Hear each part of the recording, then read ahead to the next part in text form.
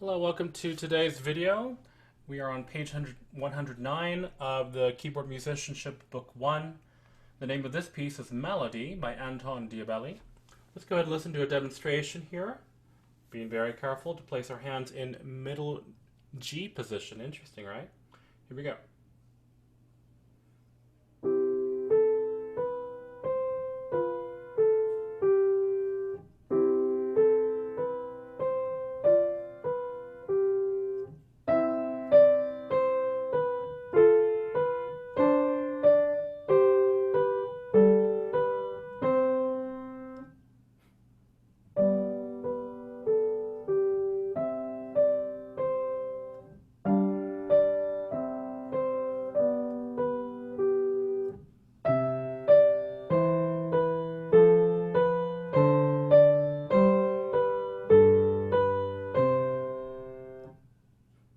Now the last two systems does ask for a repeat.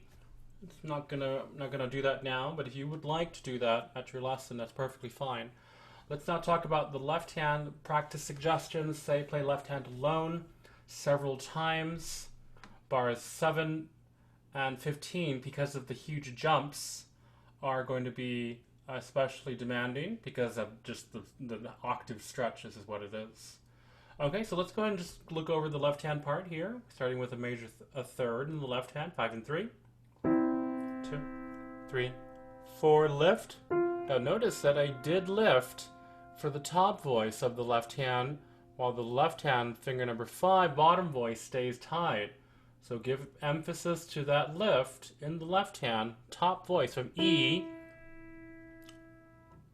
There's a non-legato lift for the top voice, and then lift for both hands. Same thing again here, lift up to F. Once again, third for the whole note. And then we have all non-legato for this system. F, D, all lifts. G, we have a stretch of an octave. If you can't reach an octave yet, just jump. And then this is the G position, C, to rest, rest. Now on to the third system and the last. We are now in G position. Once again, the same little thing is applied here. We have a third, G and B. Come down together, piano. Lift. Both hands lift. Now we have the higher voices of the left hand, legato this time. So make sure that little inner melody or that under melody is given emphasis.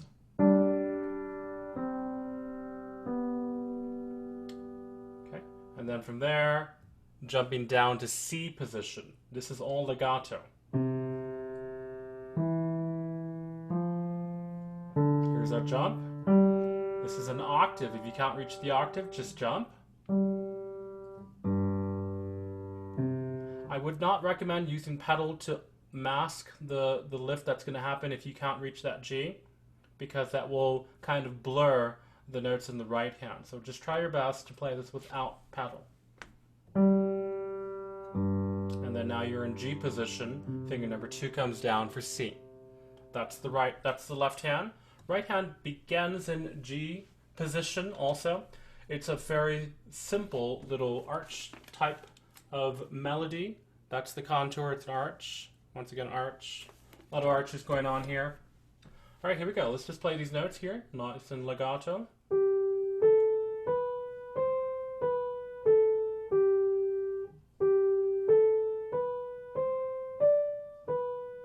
So we were starting with stepwise motion, and then we did stepwise again, only to play a little triad there. G, B, D. A little bit difference in the melodic structure there.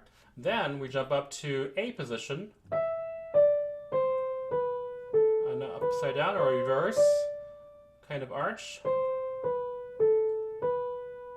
Which brings us to our tonic, which is C. And then there's a half rest afterwards. The right hand then goes back to G position. Back to A position. B diminished. Now notice here, this is a very interesting hand position change. You're in B diminished position, but you need to squeeze over to G position. So that's going to require a little bit of a hand squeezing like this. And then when your finger number 2 is there on C, you need to squeeze your hand so finger number 5 can come right next to it to D, B, G. As soon as the D, finger number 5 comes down on D, make sure that your hand is placed over to G position right there. And then back up to A position once more. This is where we're going to end. All legato.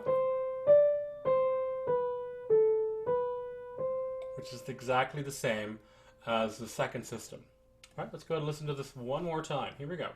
Listen also very carefully to the dynamic contrast. Mezzo forte, piano, mezzo forte, piano, mezzo forte. Here we go. 1, 2, 3, 4. Making sure that the left hand is softer than the right hand. Louder here.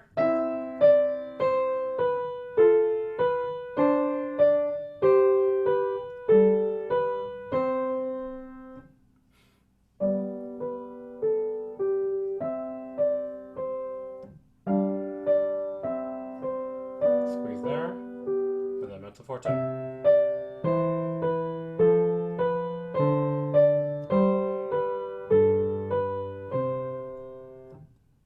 And 2 rests or half rest afterwards. All right, thank you. Please practice, and we will see you at next lesson.